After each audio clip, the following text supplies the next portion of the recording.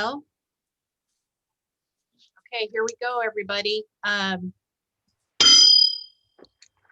We are convened, hopefully, for the last Zoom meeting for the Rotary Club of Salem. My name is Tammy Denny, and I am the immediate past president, so it's my honor to lead this meeting today. Our President Sue, was unable to join us today because she has a board meeting, so she asked me if I would lead. So it's an incredible honor to do so. I brought us into Zoom. I'll take us out of Zoom, right? Because we had that unfortunate reality of wanting to continue to convene. And in order to do that, we needed to do that virtually. So we're hoping this will be our very last virtual meeting, and there'll be more details to come. So now, without any further ado, please join me in the Pledge of Allegiance. I pledge allegiance to the flag of the United States of America and to the republic for which it stands, one nation, under God, indivisible, with liberty and justice for all. Thank you, Jessica. All right, so just a couple of virtual reminders. If you'll please keep Jessica will help keep you muted if she needs to, but also if you can mute yourself, that'll be wonderful.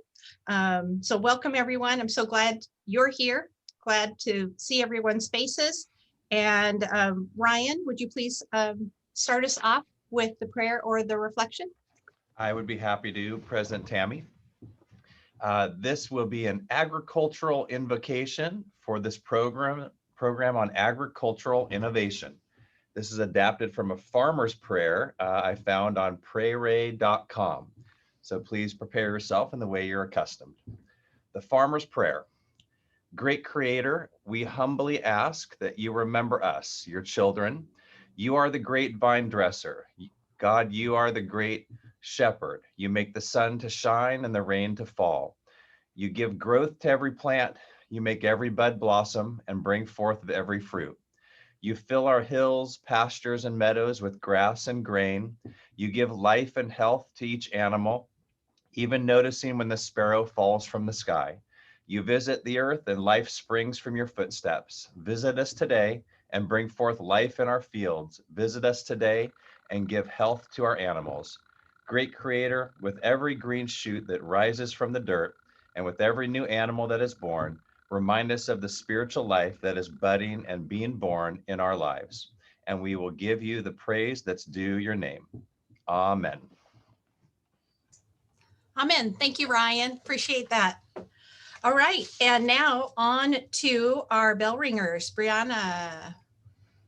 Also Brenna. Brenna, sorry. I don't know where Brianna is. I don't know. It's on this. Neither could Spencer. It's written incorrectly, and I just read it. So there. What good am I? Okay. I have been called worse. It's yours. All right. Okay, I have one, and I put this in the chat. I will read my one. And while I'm doing that, please think up your special fun news, the fun stuff we can help you celebrate by ringing the bell, Warren. I saw you have one, so I'll call on you as soon as I finish with this one. Jen Columbus is ringing the bell for today's presenter for some reason. Her husband and partner in crime, Alex Paraskevas.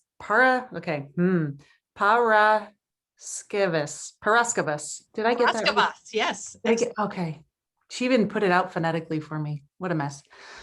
For those of you who don't know Alex yet, he is passionate, strategic, and thoughtful in everything he does, including his work in economic development with SEDCOR. And around today's topic, the Northwest Ag Innovation Hub.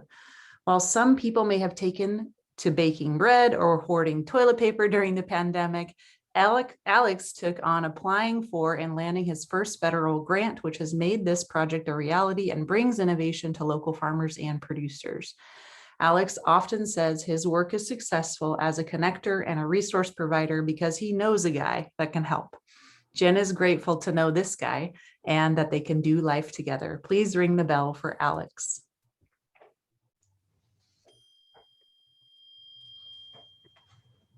Okay. All right, Warren, you want to go ahead and do yours from the floor? Sure. I want to ring the bell for Jessica and Sue and Tammy and all the other people who have put together the Zoom meetings over the past year and a quarter, year and a half. It has kept this club alive, although be it in smaller numbers, but my hat is off to those who have helped bring every week's meeting together. Every presenter who has had to share their screen in those moments of silence as they try to figure out how to turn on their microphone or how to share their screen as it is. So it's my hats off to the Rotary Club of Salem and those that helped with the Zoom meetings over this last pandemic. Thank you, Warren. Yeah, it's going to be an adjustment to stop saying you're muted. We're not going to have to say that. Ryan, it looks like you have one. I want to ring the bell for all my fellow Rotarian friends who still humble me and amaze me, helping this club to meet our fundraising goals, raising all this money without any special event, without anything other than just being asked to step in and help us do the things we do. We are a club that gets things done, and I'm just so proud of us. Thank you. Okay, let's see. That takes us to what, 3, right, Brenna? We need 4 more. Yes. That's our weekly. Yeah, it's 4 or 5. You have to ask the taskmaster, Larry, but I will put one in while other people are thinking. I want to just ring the bell for the ways that Rotary brings our community together and how I get to go places and know someone almost everywhere I go because of Rotary. And so just in my little runs around my block, Ryan sent me a text message the other day. I see Kim Lemon almost every single day on her walks and runs. Mark Wolf I've seen at the park. I passed by Kelly White the other day running. It's just so much fun to have such a growing family of people that I would never know if it weren't for Rotary. So thank you all for being a part of this. I love that we know each other. Ring the bell. Okay, Julie Hilty has a bell ringer for us. go Julie. Oh, there we go. Since we're talking about ringing the bell, I want to ring the bell for Brett Young. He's coming to Salem for a benefit concert for Family Building Blocks. And his special guest is Riley Green. And we get to all feel normal again. August 5th is when the concert is. And again, it's a benefit for Family Building Blocks. So ring the bell for Brett Young. There you go. Okay, do we have any others? We How do. many? Elise Bauman. Okay, Elise. Ooh, I'm in a noisy area. You might recognize, Rick might recognize where I'm at. I'm on the dock of the food share and I'm ringing the bell for cherries not going to waste. Let's see if I can tip my computer. We got some cherries under there, under our ladder. We've been out harvesting cherries and they're not being wasted and they're here at the food share. Go cherries! Go cherries. Okay, excellent. I love that. I love it. And I think I don't see any other ones in there. So back over to you, Tammy. Okay, well, I'll just ring the bell because I'm here holding a gavel with a bell in front of me. And so I'll make a contribution to our bell ringers today. It's just such a pleasure to see all of you every week. And I'm so excited to see you in person starting next week. So ringing the bell for all of us Rotarians through our tenacity and resilience throughout this last 16 months. So, all righty. Okay, now it's time for announcements. We have, I know Dracula, AKA Tim Nissen, is in the house and he has an announcement for us, as well as then we'll go to Chuck. And Chuck has a couple. So Tim Nissen, all yours. Thank you, Tammy.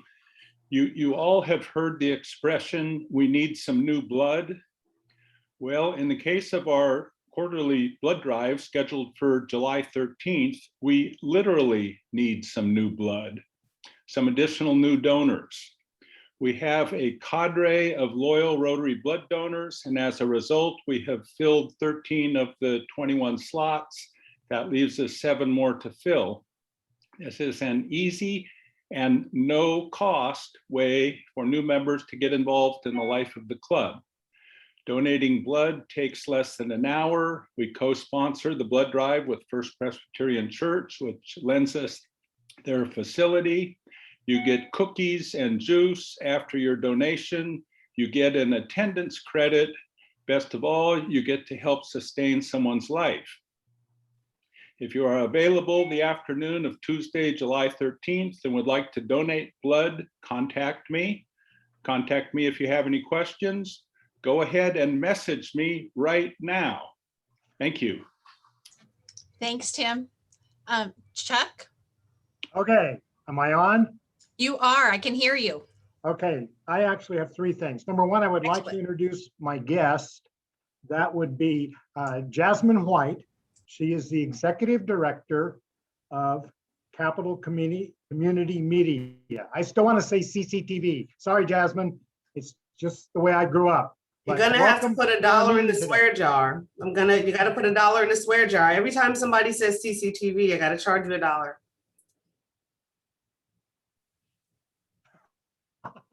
I'll give you more next.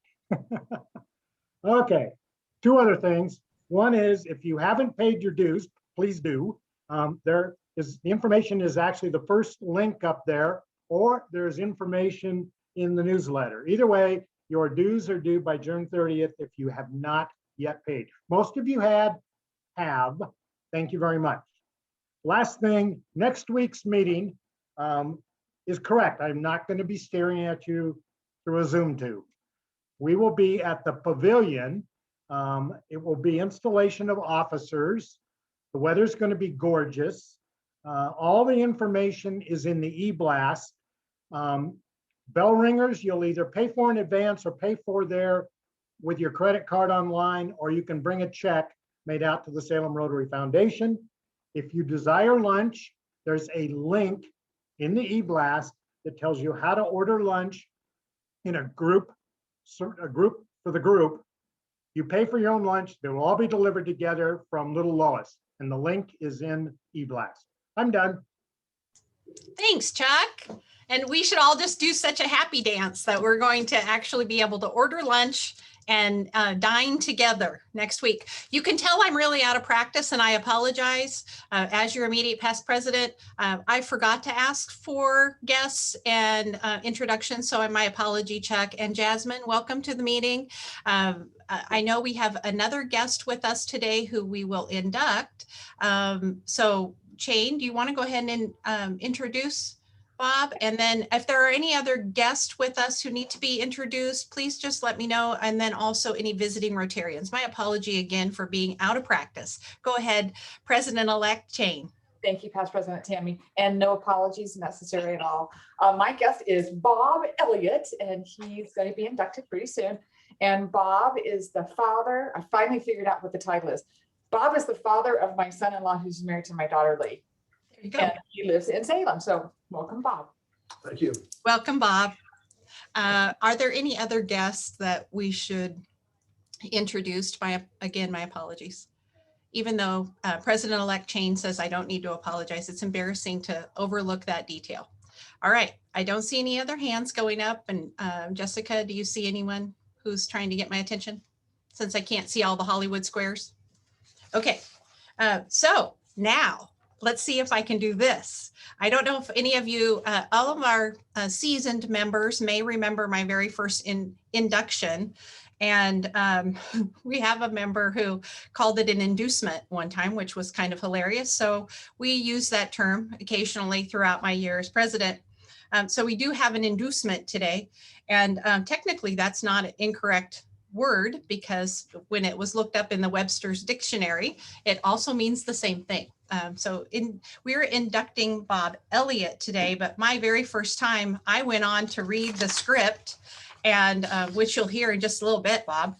And I did that before the Rotarian officially presented the new member, the inductee, to our membership. So that's out of order. So I remembered that. I didn't do it again, but there was never a dull moment at the lectern when I was there, unfortunately. So I guess I was good comic relief. So today, President-elect Shane, handing it off to you. Please introduce Bob Elliott to our club. I would love to. Thank you, Past President Tammy.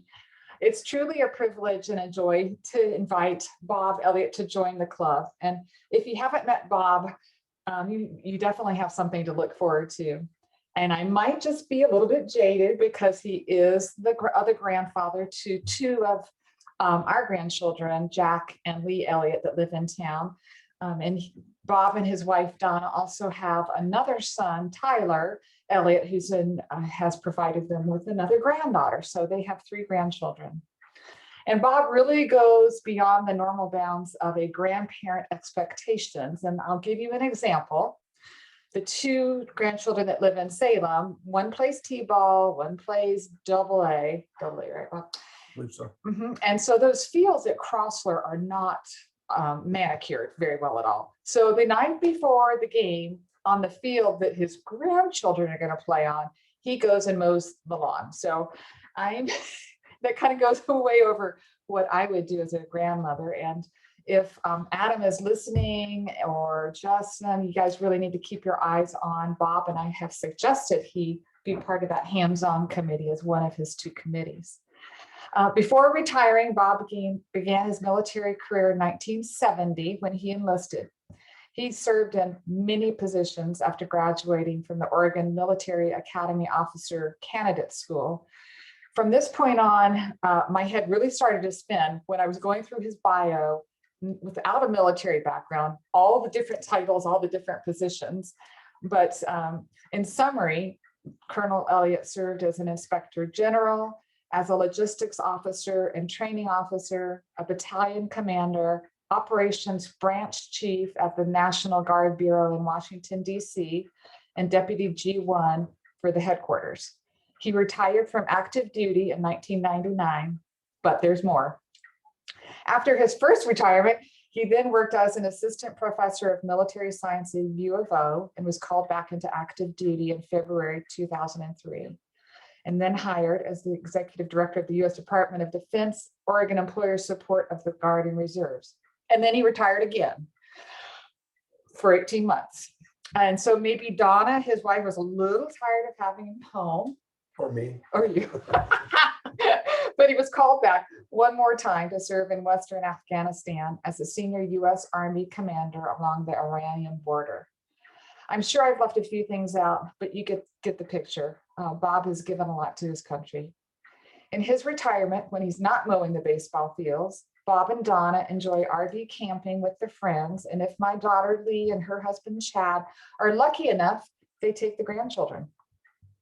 Our club has been so successful and such a positive force in our community because we do roll up our sleeves and get things done. Knowing Bob, his sleeves are probably already rolled up. So please join me in welcoming Bob to Rotary. Okay, I'm sure. Thank you. Come back. Okay, now let's see how we do on this script.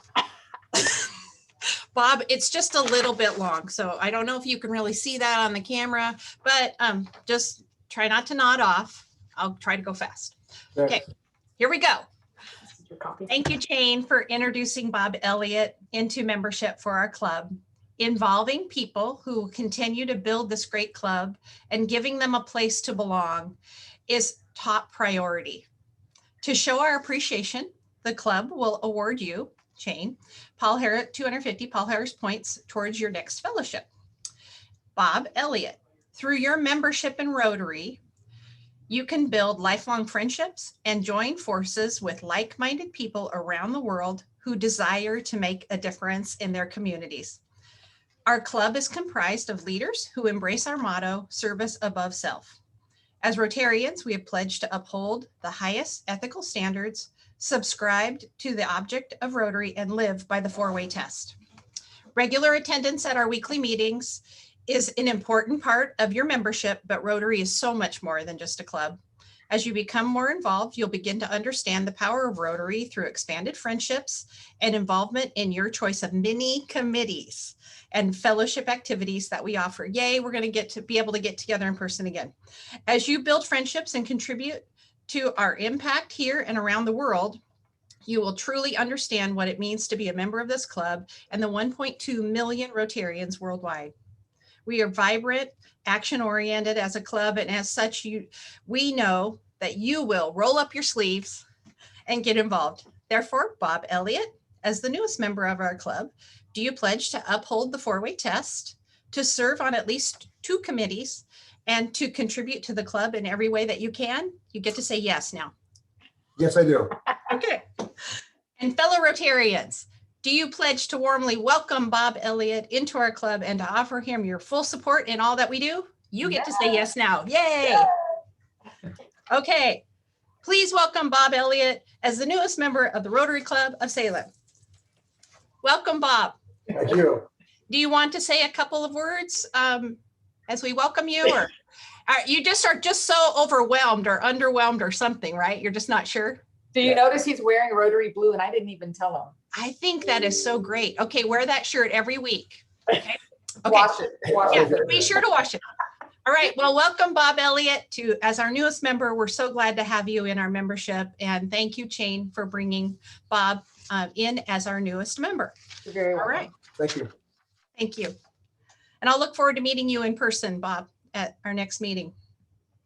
Okay, now, without delay, unless I've missed anything, which I think we're good, we are ready to hand today's program over to our program chair, our seasoned vet as a program chair, John Mccully. And now, John, it's to you. Thank you, President Tammy, fellow Rotarians. I'm honored to bring this program to you today.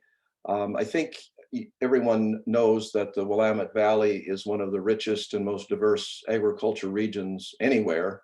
And to continue to compete in the worldwide marketplace, it's going to take some innovation. And our speaker today is going to talk about that agricultural innovation. Before introducing Alex, let me introduce our virtual head table. First, we have Elena Harvey. Elena is with Union Gospel Mission, and she is a new member fulfilling one of the requirements to earn her blue badge. So we're pleased that Elena could be with us at the head table today. The next person at the head table is John Totten. John is an actual agricultural producer who, along with fellow Rotarian Susanna Owens, operates Kitty Hawk Vines, a vineyard in south of Salem. And lastly, at the head table, who has already been on camera today, Elise Bauman. If she's still at Food Share, she looks like she's made it inside. Elise is the executive director of Salem Harvest, who spends many hours in the fields and orchards of the Willamette Valley helping address the issue of hunger in our community. So please welcome the head table. It's now my privilege to introduce Alex Paraskevas. He is the Polk County Business Retention and Expansion Manager at SEDCOR, the Strategic Economic Development Corporation, and he serves businesses and communities as a strategist, connector, and partner. Alex serves on a variety of boards and advisory committees, including Oregon State University's Extension Citizens Advisory Network, the City of Independence Planning Commission, Indy Idea Hub, and in about a week, will begin his 3-year term on the Oregon Beef Council. Alex is a graduate of the University of Oregon, Clark Honors College, where he studied political science and international studies. He previously held positions in publication services at the Oregon Legislature and in the advancement department at Willamette University. And most importantly, as you heard during the bell ringer, he is the spouse, a Rotary spouse, having wisely married fellow Rotarian Jen Columbus. So please welcome Alex to our program today. Thanks, Alex. Thank you. I'm an honorary member, is what I refer to myself, honorary Rotarian. Thanks, everybody. Let me get my screen share shenanigans going. And I think if everybody can see that, that'll be good. Perfect. So I'm Alex Paraskevas. I work for SEDCOR, doing regional economic development. And I always say joke that economic development doesn't mean anything to anybody, and it's a nebulous concept. But really what we do is we focus on promoting jobs and investment in our region and helping sort of businesses be better. And the quick summary is there's sort of 3 pillars to economic development. There's what's called business retention and expansion, which is working with existing businesses to make sure they're happy, healthy, and growing. And that's where sort of the majority of job creation comes from. There's recruitment, which is what gets your name in the paper. So when an Amazon comes to town, that's kind of, we're usually attached to something like that. And then there's sort of entrepreneurship and helping startups kind of get off the ground. And I would say this project that I'm going to talk about is a little bit of all of them. And sort of, agriculture is a widespread, sort of wide-ranging industry for our region. And I'll refer to it a couple more times, but we talk about it sort of being a three-dimensional supply chain. And sort of that we grow the things, we harvest the things, we build the harvesting equipment, we do value-add processing, we build the value-add processing equipment, we do the warehousing and distribution, and then everybody gets to consume delicious things, at the consumer and the retail level. So we put together a snazzy little 90-second video that I'm going to share now. So hopefully, let me make sure sound works. But this is kind of this is telling that story in a much better way. And Jennifer's going to laugh because she's seen this video like 58 times. She can hear it through the wall in our office. So anyway. This is a hop. This hop is used to make the beer you love delicious. And this hop lives here in Oregon's Willamette Valley. How did it get here? It's here because of all the industries and people working together so closely. First, this hop is grown on family-owned farms all over here. It is then picked by specialized machinery designed and built by manufacturers based here. It gets dried here, then stored here. Hops get delivered to breweries all over the world, or to a local brewery like this one here. Brewers work their magic, adding locally grown ingredients like wheat, honey, fruit, and even CBD to produce beer here. The beer gets put in kegs, cans, and bottles with labels created by graphic designers who live here.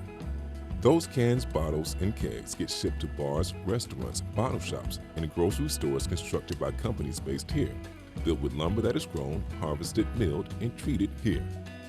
So the next time you enjoy a beer, turn your mind to the hop and think about all the entrepreneurs and innovators who got it from here to here. The farm, machinery, processing, storage, shipping, brewing, bottling, and branding. All that so you can enjoy it here, here, and here. All possible because of everything we can grow, produce, and build here in Oregon's Willamette Valley.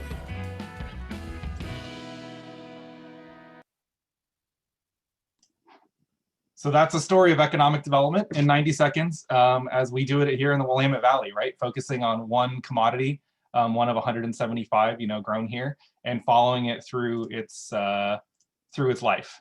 And so let me get to the next slide. Nope. So I'll talk a little bit about the Ag Innovation Hub, which is the name of the project, the Northwest Ag Innovation Hub, and sort of how it started. And I have the good fortune of following Sean Irvine, who you heard from maybe a month ago, where he was talking about the City of Independence. And the City of Independence has been working sort of an ag tech strategy over the last number of years, where they saw themselves at the geographic crossroads more than anything of sort of rural and urban, and trying to be an interface to help build sort of ag-focused tech companies and startups. And so it's a little bit lofty, and I'll admit that I think it's only gotten traction in the last couple of years, in 3 years. But that's because Sean wrote for a grant to the Ford Family Foundation to hire a rural innovation catalyst. And he realized that it's hard to do ag work within city limits. And so he gave that money to SEDCOR to hire the position, and that position is mine. And so that's kind of that's the genesis of how this all started. Or at least how I started at SEDCOR about 3.5 years ago. So we just started doing some meetups. Meetups are pretty simple, usually a beer, a pizza, or some sort of food, and a speaker. And it's a pretty informal kind of piece, but I talk about those events as manufacturing happenstance, getting people in the room together, having a conversation that they wouldn't otherwise be having. Because, and so you get people from, we get farmers, we get professors, you get sort of people from all walks of life in the same room. So we started doing a series of those. And then we did this event called an Ag Innovation Challenge. So we worked with the Technology Association of Oregon, which is a statewide nonprofit sort of membership organization that focuses on tech. And we actually had curated some problems from agriculture and then pitched them to sort of technologists, entrepreneurs, software people. And it was a pretty fun event because I got to, and I get to with these events, take people on the same spiritual journey that I've been on as sort of the diehard supporter of agriculture in Oregon. And so that means getting to explain how complex, how difficult, sort of all the different hats that a farmer wears, and you get to talk about their problems, right? And explain their problems to a software engineer who's never really given it a second thought. And so we patted ourselves on the back very hard for this event because it was 2 weeks into COVID. And so we did this virtual pivot and we had 75 people participate virtually, and it was amazing. Cut scene to spring 2021 when we do another one of these, and we get 25 people to participate because everyone's tired of Zoom. And so we were not feeling particularly good about that one, but you know, you take it as it goes. And so really as a result of the programming and then some partnerships that I'll talk about later, we decided to apply for this Economic Development Administration Build to Scale grant, which is all about ecosystem development. It's kind of squishy. It's kind of it's a little bit we're not building a building, right? We're building a series of programming to help build better businesses and to help sort of grease the wheels for technology and adoption in agriculture in the Willamette Valley. So we cover 3-county region.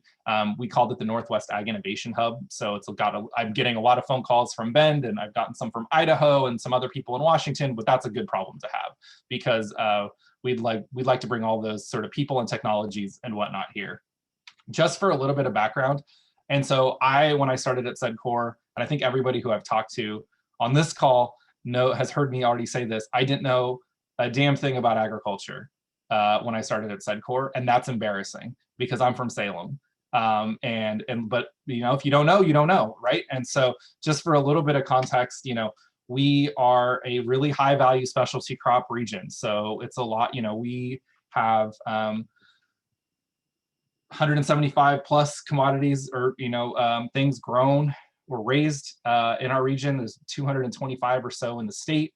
We are predominantly family farms in the state of Oregon. So average farm size is 475 acres. You know, I would say a production family farm, which I'll use that phrase probably quite a bit, is, you know, generally like 1,000 acres or so, give or take. We're not talking necessarily about farmers market scale stuff, but we do have sort of a track for that baked into this project. And like I said, referred to, we have this 3-dimensional supply chain. So we actually have this great opportunity to be able to make connections in the supply chain that maybe already aren't connected. And the one sort of slight deviation from my presentation that I'll give you, just as an example of that, I'm not sure how many are familiar with you know, Yamasa soy sauce, but they're headquartered in Salem, right? And they were looking for a local manufacturer or local grower to help them with some hard red wheat, so high protein. And so we were connected to them already, and they called SEDCOR and they said, you know, do you know a guy, you know, essentially. And so, and we connected them to a farmer they farm right on the border of Yamhill and Polk counties, Rudenclaw Farms, if you know Helle Rudenclaw, and I know Elise, you obviously know Helle very well.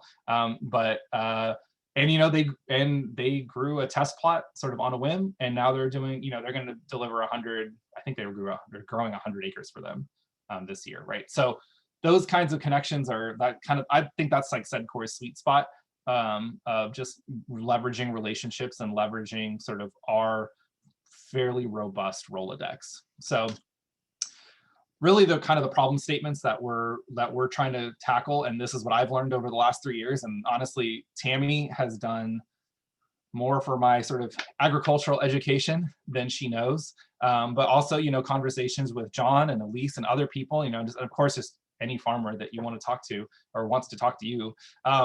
But it's not like farmers, especially in our region, are sitting around you know, and are like, well, we're going to keep doing things the same way over and over and over again, you know, expecting different results, right? So this is a really competitive marketplace.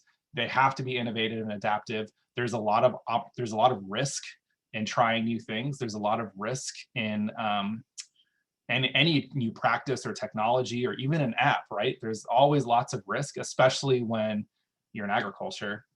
And I would say the biggest problem that I've seen with a lot of this is that you have a whole lot of Silicon Valley tech solutions looking for problems. So a lot of solutions where nobody's ever talked to a farmer, and the Silicon Valley model of product development is like fail fast and then iterate constantly. That doesn't really work when you only have like a finite growing, you have a growing season that you can't keep trying different things because you kind of have to see how it plays out. Plus you don't control the variables anyway. And so we wanted to make sure that farmers were at the center of sort of product development and getting to try stuff and have an opinion before they get a sales pitch, and the sales guy, I'm not saying he's lying to them, but the sales guy is telling them a really nice, hey, this is going to change your life kind of story.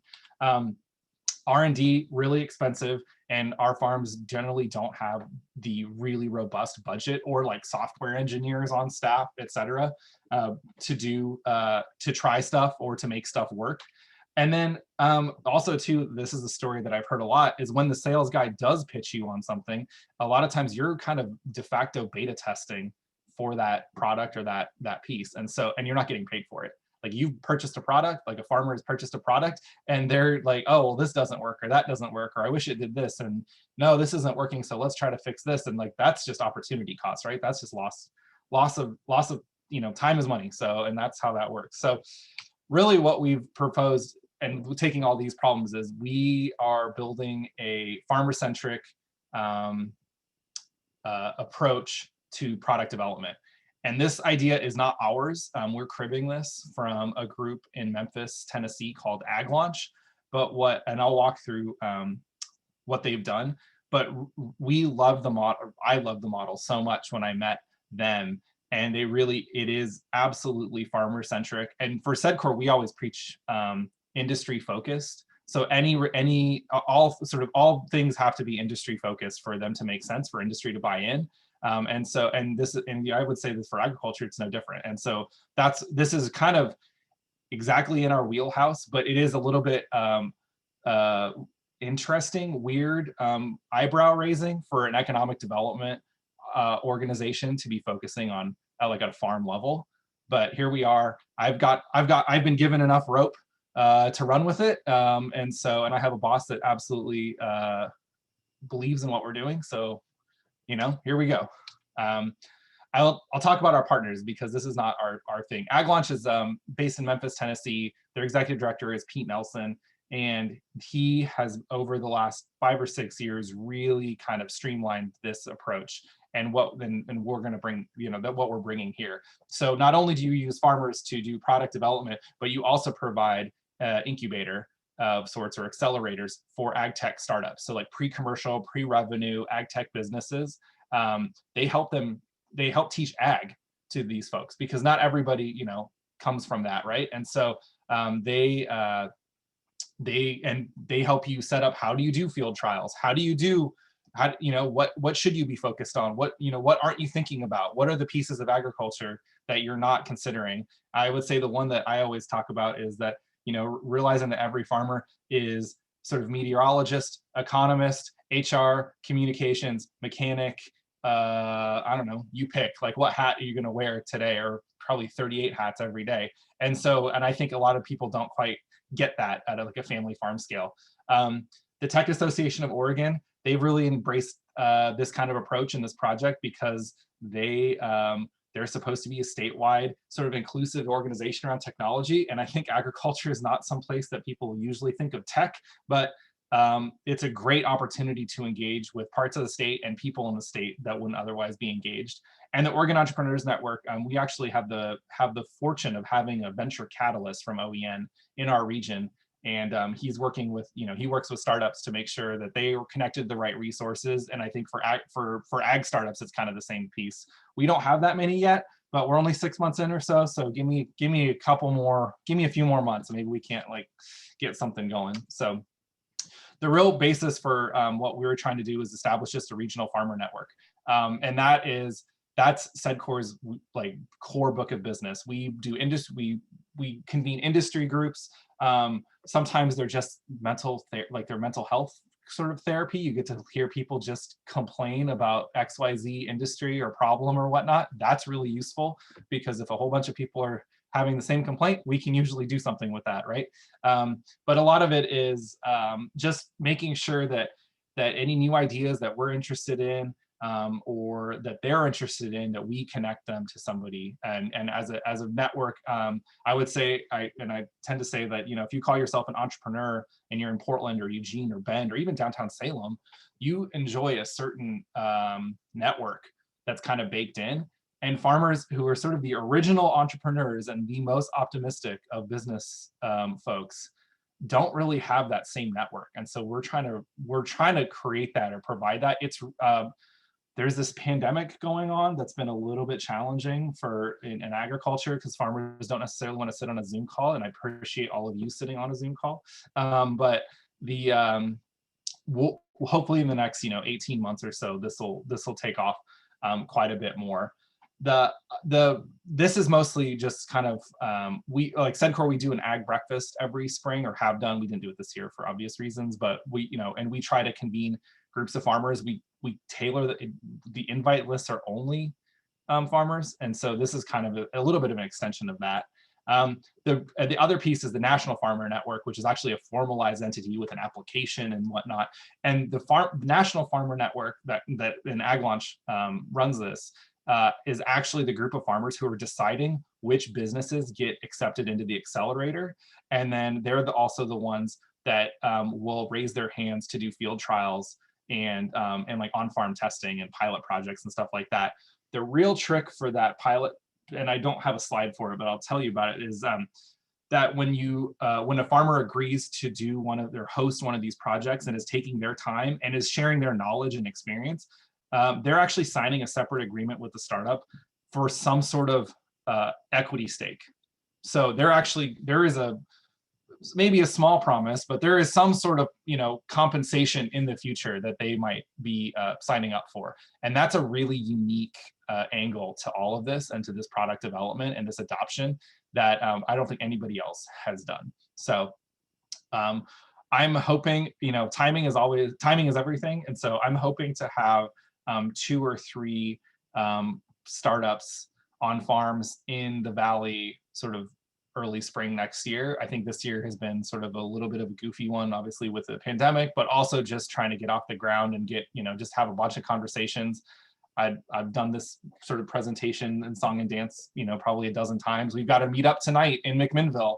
If anybody wants to drive into McMinnville and hear me for 5 minutes, and then hear Pat Crowley from Chapul Farms, who's got a really crazy idea on growing bugs larvae to do biomass, sort of to absorb biomass, and then also to kick out sort of an organic fertilizer of sorts. So pretty interesting idea. Also beer, I'm a fan of.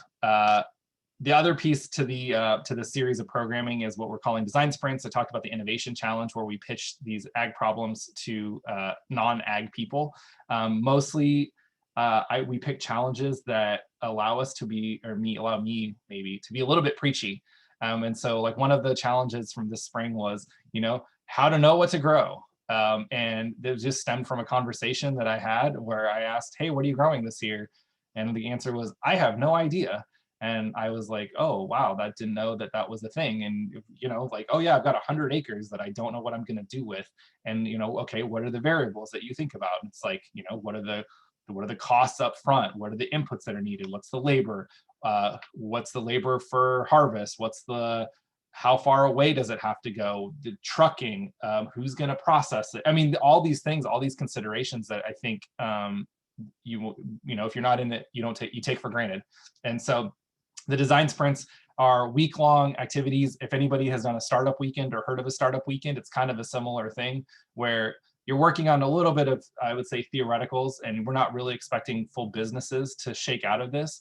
But I think really it's about establishing a network and educating people. Like I said, taking people on the same journey that I've been on through ag, of just learning how complicated, how hard it is. And the future of ag, the next 20 years is daunting in Oregon, I would say.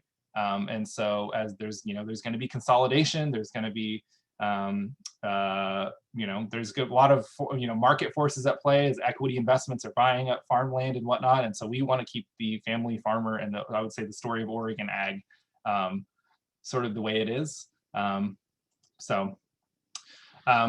But yeah, so we're really just trying to bring technologists to agriculture and teach them ag, and then use farmers to help build better mousetraps. So I think that's probably about all I got. I'm happy to take questions or have a conversation. I think the most interesting, I had this really interesting conversation this morning about tokenization right? So when you're growing grass seed, you don't get, the market doesn't incent you for better practices, right? So if you were doing something like Oregon farmers generally do it the right way in terms of economic and environmental practices, the market doesn't necessarily reward that. But now you have this whole sort of blockchain piece where you could build a token that a grass grown by a certain way for seed could it be yeah, that's probably worth 2 cents more or 3 cents more, but how do you value that, or how do you add some sort of it's the tokenization. And so there's all sorts of conversations. What we really want is to get I would say the kids who are graduating from OSU to be like, hey, let's start a business instead of going to go work for a retailer, because we have this opportunity in this network and this ecosystem, and there's an accelerator at OSU that we can use, and trying to just get everybody rowing in the same direction for this kind of stuff. So it's real lofty, it's real naive, it's pretty squishy.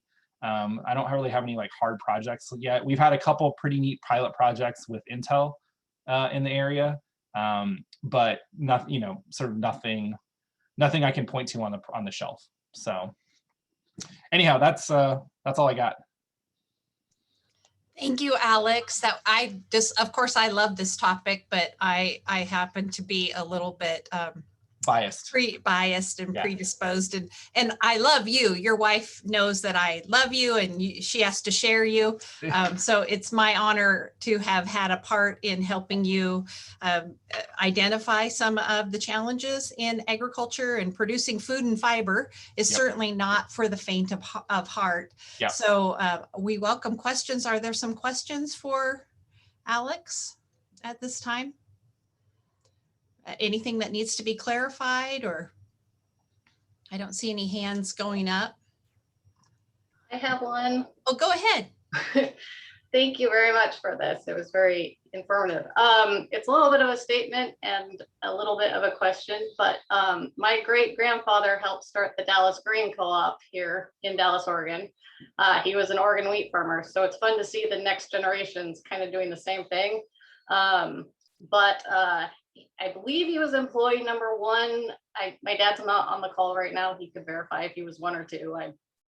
Best as my knowledge, it was 1. But I'm curious to see so when you get the meetups and getting the farmers to talk to the software engineers, there is a definite, more or less, language barrier. Definitely. So how does that get solved? Yeah, that I would say that doesn't necessarily get solved. But what we're trying to do is, I would say it helps being at the table and speaking to both of them. I don't necessarily speak software either, but I'm learning agriculture slowly but surely. Really, it's a matter of sending, to me, the value of an accelerator that teaches agriculture cannot be understated. And so if you've got a startup that hey, I have an idea, I think it's going to work in ag, but I've never talked to farmer, I've never been on a farm. It's really important that they do that due diligence. And I would say the Ag Launch Accelerator, and what my hope is in the next 2 years is that or 3 years maybe, that we would start a similar sort of regional accelerator incubator for startups who are thinking about agriculture, so that we can help teach them ag. I think there is nothing more useful than going out to a farm and just wandering around and asking questions and having a farmer just like help to like sort of crystallize how they think, how they're approaching things, what they're, what keeps them up at night, what they're excited about. Yeah, those kinds of relationship pieces are the most important. And I would say the other piece to this, and I had this conversation this morning as well, is that ag is such a relationship-based business that it is really, really difficult to scale it with technology. So just because there's an app doesn't mean that anybody's going to use it. People want to work, especially in ag and especially in the industry, like people want to work with people they know and trust. And how do you use technology to do that? I would say there's also generally a lot of skepticism around new technology from somebody that they don't know. And so it's really a matter of creating an environment or an ecosystem and sort of helping vet some of those processes, technologies, practices, whatever. So yeah, there's no silver bullet. It's just a lot of time. So thank you for that question. John Mccully, to you for your question. Alex, thank you very much. That was really interesting. My question has to do, I guess, more with the definition of technology. When we talk about software, we talk about apps, and I was glad to hear you talk about someone wanting to have a special larva that would do something. Is technology beyond like just what we can put our hands on? Does it include genetics or other more intangible things? Yeah, I think absolutely yes. I mean, we're using it in the broadest possible definition. Hardware, software, data, I think is the big one that everybody talks about right now. And then of course, who owns the data? How does the farmer going to get paid for their data? Those kinds of questions. 100% Elise Oregon Farm Day. That is the MVP idea. I totally agree. I will give my shameless plug for my favorite PBS series right now, which is My Job Depends on Ag. The Central Valley of California did a 10-part series on My Job Depends on Ag. I made Jen watch it, and even it's very good. It's very well done. But I need that for the Willamette Valley, to be honest. Like I need a PBS 10-part series about all the different challenges, water rights, labor,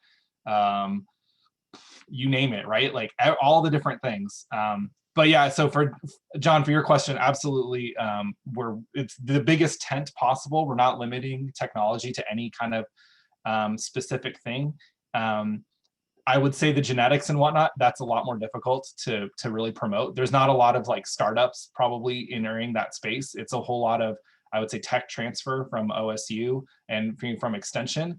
And since this is being recorded, I won't say too much about Extension, only to say that like, I want it to be so much better, right? Like I think there's so many opportunities for Extension to really be a better interface. And I'm kind of trying to carry that water internally. And thinking and making connections, like I think there should be somebody thinking about technology and whatnot within Extension. I think that somebody should also be, there should be an interface with the Accelerator. And, I'm trying to make connections, I would say, within that ecosystem, even though it's outside of my region, outside of whatever. I'm on all sorts of committees for Extension, and I just keep kind of hammering away at it. So. Okay, we have 2 more questions. So question now goes to Jason Greenwood. Jason, you're up. Hi, I tend to speak a little bit. My question involves our distillery. We source everything except one product. All other 54 products are sourced here in the Willamette Valley from different farmers. And my challenge is now there are a lot of farmers out there. I have over 30 different farms that I source from. But finding more product, finding different product has become very challenging. Finding I have a particular strawberry that only grows in Oregon that only survives like 2 weeks a year. And I have one farmer that has that strawberry that I know how to get to. How do I get that information to other farmers so that they can grow those things so that I can get it, so that I can get and have a competitive advantage where if I look at, and I'm going to use apples, and though I started with strawberries, I'm going to use apples. If I want to use Oregon apples, it costs me $3 a pound or $3 a gallon. Whereas if I use Washington apples, still in the Pacific Northwest, still here, I can get just as good an apple for 50 cents a gallon. And I don't want to use Washington apples, but then the end user doesn't care. So I would like to figure out a way to get all of this and move all of this, and what you're talking about helps a lot in how to, or at least it's trying to help in move that. So how do we get there? How do we grow that and use it so that we can compete against Washington apples, or a producer like me can get the strawberries that I want farmed, because right now one provider does not provide enough strawberries. I love this so much. This is one of the things that has been sort of bouncing around in my brain for the last few months. And EcoTrust, maybe 7 or 8 years ago, did a food hub project where they were trying to make a statewide marketplace for somebody like you to be able to source something from local or whatnot. I would say the project and it predates me, so I can't really speak to it, but it sounds like it got a little bit hijacked by like smaller, really micro scale, sort of farmers market scale farms, rather than sort of like the bigger production. Like you're buying quantities that are a lot higher than me buying a basket of, or a carton of blueberries or something like that. And so we have been batting around an idea, and this will probably be in one of the design sprint pitches that hopefully gets some traction in the fall, of a regional, maybe marketplace is overstating it, but some sort of information sort of matchmaking service between farmer and buyer. And I think it's also broken. It's broken both ways. So, so for the farmers, sometimes they're like, well, I don't know what I'm going to grow because I don't know what people need. And so I'm not sure what the marketplace is looking like. And for the marketplace, for the buyers like you, sometimes it's just like, well, if I don't know somebody personally, then I don't know where to go. Like, I don't know how to even source this stuff. And so there is some happy medium that we can design two sides of a marketplace that doesn't have any necessarily transactional pieces, but just as an information sharing piece that people can trust as a resource. And I think that will be SEDCOR did a project early on in COVID where we put up a database for PPE. So we were helping local PPE manufacturers. So not people who were distributing, but actually people who were making stuff in our region. We built this nice little kind of interface that you could find, gloves and booties and whatever else. I could easily see us maybe even taking a stab at doing something like this for some sort of directory. And because it's all through SEDCOR, we carry the relationships from, Jason, I've seen you on SEDCOR calls as well, and I really appreciate that you're engaged and you're involved. But from both sides, so from farmer, producer, however, and that's like, that might be. We'll talk more because I'll follow up with you. We might bat around some ideas because I think this is exactly what I want. I want to make it easier for everybody to get stuff out the door and money in their pocket. Yay. Yeah. Okay, Rick Galpo, I saw that you have a question, but we're out of time. Alex, are you up against a hard stop? Can you wait after these little bit of announcements, and then we can come to Rick for his questions? And those of you who do need to leave us because of time constraints, feel free. We won't be offended. Those who want to stay for Rick's question and then any other side conversation before we discontinue today's meeting, please do so. We don't want to cut anyone short. So Alex, thank you again for your presentation today. In honor of your presentation, we will make a donation from our club to our very own Salem Rotary Foundation in your honor. So thank you again. Closing remarks, I just want to say thank you, Jasmine, for joining us once again as one of our guests. And Bob Elliott, I think he had to leave the meeting. Shane had to leave early today to get to another meeting. So they were at the same computer. So they both probably have signed off, but be sure when we see each other in person next week to welcome Bob Elliott in person and thank him for joining our club. Also, we might get to see Jasmine in person next week. That would be fabulous. Remember to order your lunches. So go back and find yesterday's e-blast and get your lunches ordered. The little Lois is going to take those orders until 10:15 on Wednesday morning. So they're being very generous with their time and then letting us order up until that same morning. So don't delay. let us know you're coming by way of your lunch order. And you might consider bringing a lawn chair. We'll be at the pavilion. Remember, the city will bring picnic tables in, but sometimes we're shy of some seating, so don't hesitate to bring a lawn chair if that suits you better. Special thanks, Jessica, for being our tech support, as always, Ryan and Brenna for helping out with today's prayer, and then Brenna with bell ringers. All of the announcements that were made. Thanks, everyone. Next week is going to be super fun. I'll have the opportunity to install our new president and our new board members, and thank all of our outgoing board members for all of their years of service on our board. So you don't want to miss next week in person. You don't have to stare at a screen. You don't have to pay attention to Hollywood squares, we hope, fingers crossed, ever again. So God bless you. Have a fabulous week. If you need to sign off now, you are released. I'll ring the bell. So that concludes the meeting, and then Jessica can discontinue recording, or she can record Rick's question. So Rick Galpo, to you, everyone have a blessed week, and I'll see you next Wednesday at the pavilion. And Rick Galpo, to you to ask your question of Alex. Oh, we can't hear you, sir.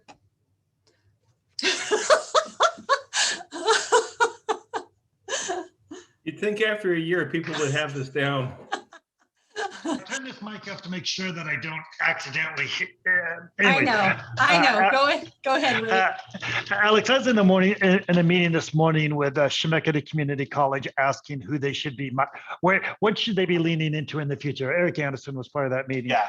I was wondering, when you think about, you're talking about extension, when you think about Chemeketa, what role do you want them to have in this conversation?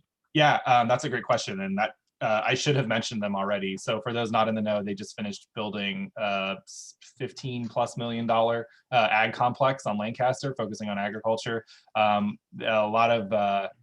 It's a really cool facility. They will be absolutely a partner in any of the and sort of as we go forward. They've also just hired a new dean of agriculture, who some of you may know, Tim Ray. He's coming from the Dallas School District. He's the CTE coordinator. He's started as an ag teacher. And so, and Tim and I have been working together for 3 years now on other stuff. So I'm super excited to have a really good personal relationship with somebody sort of up the food chain, higher up the food chain at Chemeketa in agriculture. So I'm, I think a lot of Chemeketa's role is around helping teach, I would say, the technician and like technical kind of classes and skills that are needed in industry. I mean, when I say we've, SEDCOR been talking to a grass seed cleaning equipment installer and manufacturer about a grass seed cleaning certificate at Chemeketa, right? Where it would be a non-credit, but there's a huge demand. There's a lot of people retiring in the industry. Those jobs pay pretty well. Especially right now when demand is high and labor force participation is low. And so I think there's a lot of opportunity for identifying and ferreting out those kinds of specific industry pieces, but that nobody else can do the training for.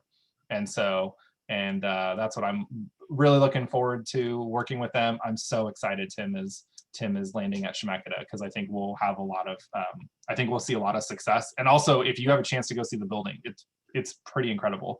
And they're also focusing on like ornamentals and sort of like nursery stuff, in addition to, of course, robust wine studies program, et cetera. So, I mean, they're in the mix. They're doing a lot of training and whatnot. I think for them, they're seeing as sort of themselves of maybe a stepping stone or part of the pipeline to a bigger OSU sort of ag conversation, but they're gonna do a lot for the region, and I don't think they've done a particularly great job of marketing that their new building is that they were even building it, and so that's a little bit of a challenge, but and they're also doing a lot of around Chuck Sekafitz is doing a bunch around food processing and whatnot, and so that they're providing a whole lot of, I would say they're unlocking workforce And so we hope to, I don't know, keep telling the story. And I joke, you know, let's make ag sexy again.